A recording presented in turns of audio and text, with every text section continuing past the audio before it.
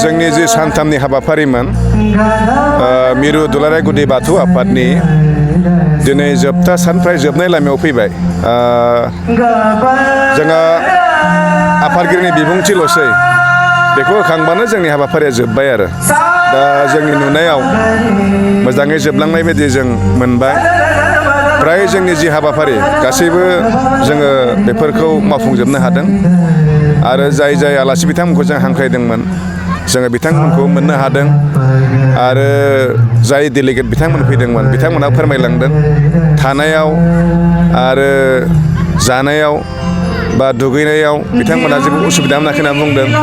दा बे हिसाबै जोङो बानजाय आफाद हिसाबै जोङो जथेस्थ' गोजोननाय मोनदों आरो बाखि आंनि जि बानजाय आफादनि लोगोफोर बिथांमोनखौ आङो आंनिफ्राय रोजा रोजा साबायखर होनांगोन।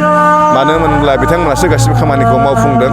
ओंखायनो जोंनि बे उदालगुरि जिल्लानि सिङाव थानाय निमायपुर दालाय आफाद आरो बेनिफ्राय खायजामाथि दालाय आफाद बे मोननैनि गासिबो सिबियारिफ्रा बेवहाय सान हर नांसोमदों। बेनि थाखाय आं बिथांमोन बयखौबो आंनिफ्राय रोजा रोजा साबायखर बावदों। बाखि जोंनो गोबाङानो मदद होदों। जाय बिथांमोना जोंनो मदद होबाय बिथांमोनखौबो आं रोजा रोजा साबायखर बावदों। दा जोबनायाव आफा बोराइ बाथौखौ आं साबायखर बावदों।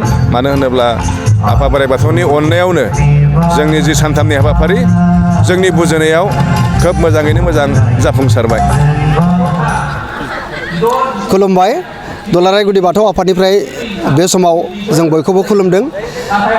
उदालगुरिनि बे राङाग्रा गेलेग्रा फोथाराव थांनाय 31 जानुवारिनिफ्राय जागायनानै दिनैसिम बे 2 फेब्रुवारिसिम जोबोद गाजा गोमजायै बे हाबाफारिखौ जों खुंफुंनो हानायाव जों जोबोरैनो गोजोनदों। नेपालखौ लाफानानै डिमापुर आरो गुबुन गुबुन जोंनि आसामनि दाब दाब जिल्लानिफ्राय सा 2000निबो बारा बेवहाय थान्दैफोर बाहागो लाफैदों। जोंनि बे सानथामनि हाबाफारियाव गोबां माखासे जोंनि आयदाफारि बादि सावरायगिरि आलासि बिथांमोनाबो बाहागो लाफैदों। बिथांमोननिसिम साबायखर। दिनै एसे आगोलाव जोंनि गेजेराव हाबाफारि बादि आसाम आयेन आफादनि मानिजाथाव बुंथिगिरि बिस्वजित दैमारि साराबो फैनानै बेवहाय जोंजों बाहागो लाफैदों आरो थारैनो जों गोजोनदों। आसाम सरकारनि जानानै बिथाङा जोंनि गेजेराव जिबादि मोनसे जोंनि बाथौ धोरोमनि दिनैनि बे हाबाफारियाव नुजाथिफैनानै जिबादि बिथाङा बिबुंथि लाखिबाय जोंनिफ्राय गोजोननाय होदों। आरोबाव जोंनि बड'लेण्ड सरकारनि गाहाय मावफुं सोद्रोमा मानिजाथाव मुस्रि प्रमद बर' बिथाङाबो जोंनि हांख्रायनाय बादि बिथाङा नुजाथिफैदों आरो बिथाङाबो जोंनि बे हाबाफारियाव गावनि जि बिबुंथि बेवहाय मख'दों जे जोंनि जि संकस खेराइसालि दं बेवहाय आगोलाव 50 लाख बेवहाय होखांबायमोन।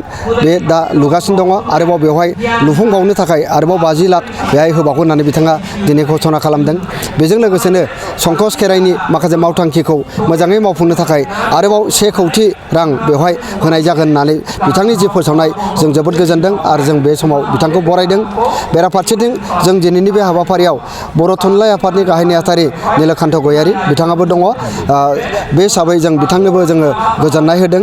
दिनैनि बे गोथार हाबाफारियाव जों नुदों मैया जोंहा गारजा जानानै थांबाय।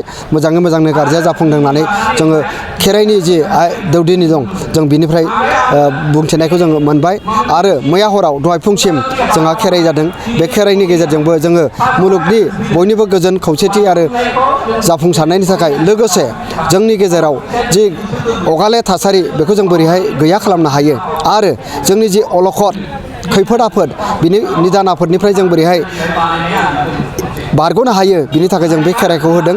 जों मिजिंथिदों बे खेराइनि गेजेरजोंनो खालि दुलाराय गुदि बाथौ आफादनि बे बाथौ सिबियारिफोरनि अनगायैबो जोंनि गासै बर' रायजो राजा एबा बुहुमनि गासै मानसिफोरनि जे गोजोननि थाखाय जों बे खेराइया जादों होननानै जोंहा फोथायनाय दं। जों दिनै आसा खालामदों जोंनि जि बर'नि बयनिख्रुइबो गोजामसिन आरो गुदिसिन बाथौ धोरोम बेखौ जोङो इयुनथिं बिनिख्रुइ साबसिन हामसिन दैदेनलांनो आरो बे धोरोमखौ मुलुगनि बयनिबो गेजेराव गोसारहोनो थाखाय मुलुग दरबाराव लांनो थाखाय जोङो दुलाराय गुदि बाथौ आफादा बेखौ जों नाजादों। जों मिजिंथिदों जोंनि गोरों गोरा रायजो राजा आरो बयनिबो हेफाजाब आरो थुलुंगा मोनोबा जों दिनै बे थांनाय बोसोरफोरनिफ्राय जों दिनैसिम जि थासारियाव फैदों आरो इयुनथिं बिनिख्रुइ मोजांसिन थासारियाव सौहैनो हागोन होननानै जोंहा फोथायनाय दं।